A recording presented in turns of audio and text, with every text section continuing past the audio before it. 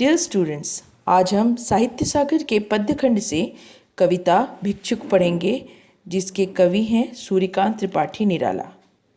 बहुमुखी प्रतिभा के धनी निराला जी का जन्म सन 1897 ईस्वी में बंगाल के मेदिनीपुर जिले में हुआ था।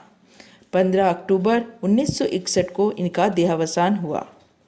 इन्होंने हिंदी, अंग्रेजी, बंगला और संस्कृत हाई स्कूल की कक्षा तक आते आते ही सीख ली। अनामिका, परिमल, जूही की कली, तुलसीदास आदि इनके प्रसिद्ध काव्य संग्रह हैं। कविताओं के अतिरिक्त इन्होंने कई उपन्यास, कहानी संग्रह और निबंध भी लिखे हैं। ये स्वभाव से विद्रोही, निर्भीक और स्पष्टवादी थे। साथ ही बहुमुखी प्रतिभा के धनी थे। इनकी भाषा संस्कृतनिष्ठ खड़ी बोली थी। निराला जी सचमुच ही निराले व्यक्तित्व के स्वामी थे और उनका हिंदी साहित्य में विशेष स्थान है। भिक्षुक कविता में निराला जी ने एक भिक्षुक की दयनीय स्थिति का बहुत ही मार्मिक और सजीव चित्र प्रस्तुत किया है। कवि ने इस कविता में भिक्षुकों को अपने अधिकारों के लिए संघर्ष करने के लिए कहा है। वह आता दो टूक कलेजे के करता, पछताता पथ पर आता। पेट पीठ दोनों मिलकर हैं एक, चल रहा लकुटिया टेक। मुट्ठी भर दाने को भूख मिटाने को, मुँह फटी पुरानी झोली को फैलाता। दो टूक कलेजे के करता, पछताता पथ पर आता। प्रस्तुत पद में कवि ने कहा है कि एक भिखारी को जब वे भीख मांगते हुए देखते हैं तो उसकी दशा देखकर उनके कलेजे के टुकड़े टुकड़े हो जाते हैं। वह भिक्षुक अपनी दीनहीन दशा के कारण पश्चाताप करता है।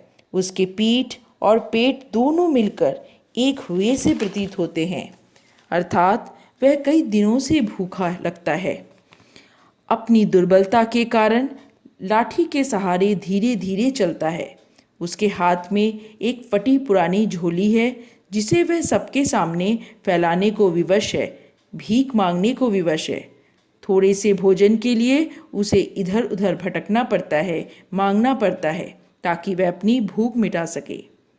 यह सब देखकर कवि का हृदय बहुत दुखी हो जाता है और पछताता है। साथ दो बच्चे भी हैं, सदा हाथ फैलाए। बाएं से वे मलते हुए पेट को चलते और दाहिना दया दृष्टि पानी की ओर बढ़ाए। भूख से सूख ओंठ जब जाते, दाता भाग्य विधाता से क्या पाते, घूंट आंसुओं के पीकर रह जाते। कवि कहते हैं, सड़क पर उस भिखारी के साथ दो बच्चे भी हैं। वे बच्चे अपने बाएं हाथ से अपने पेट को मलते हुए चल रहे हैं और दाहिना हाथ लोगों की दया दृष्टि के लिए आगे बढ़ाते हैं, अर्थात कुछ पाने के लिए लोगों के सामने फैलाते हैं। बच्चे इतने भूखे हैं कि भूख के कारण उनके होंठ सूख गए हैं। ऐसा लगता है जैसे कोई भी उन पर दया नहीं दिखाता है। उनको खाने के लिए कुछ भी नहीं मिलता है। वे अपने आंसुओं को पीकर रह जाते हैं। इसलिए कवि उनकी दशा को देखकर बहुत ही दुखी हैं। चाट रहे जूठी पत्तल वे कभी सड़क पर खड़े हुए, और झपट लेने को उनसे कुत्ते भी हैं अड़े हुए। ठहरो, अहो मेरे हृदय में है अमृत, मैं सींच दूंगा। अभिमन्यु जैसे हो सकोगे तुम, तुम्हारे दुख मैं अपने हृदय में खींच लूँगा। कवि कहते हैं, भूख से तड़पकर जब भिखारी बच्चों के साथ मार्ग में चलते हैं तो सड़क के किनारे पड़े हुए जूठे पत्तलों को चाटते हैं। गली के कुत्ते उनसे पत्तलों को छीनने के लिए झपटते हैं। कवि चिंतित हैं, उनका हृदय भिखारी के लिए द्रवित है। कवि उनके दुख को दूर करना चाहते हैं। वे कहते हैं कि उनके हृदय में बहुत प्रेम है, इसलिए भिखारी के सारे दुख स्वयं लेना चाहते हैं। उसकी अवस्था को ठीक करना चाहते हैं, जिससे वह अभिमन्यु जैसा बन सके।